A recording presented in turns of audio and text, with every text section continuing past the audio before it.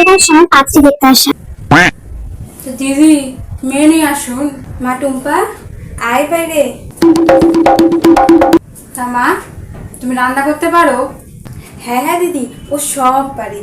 ভাত, ডাল, ছোট মাছের চচ্চড়ি। আপনি চুপ করুন।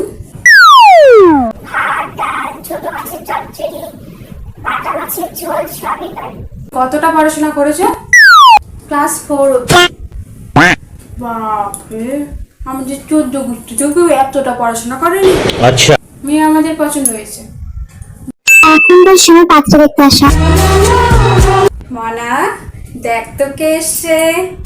আরে শাশুড়ি তুমি? এই তো বেটু, আমি কিছুক্ষণ আগে মা, তুমি আমাকে জানাওনি তো উনি আসবেন।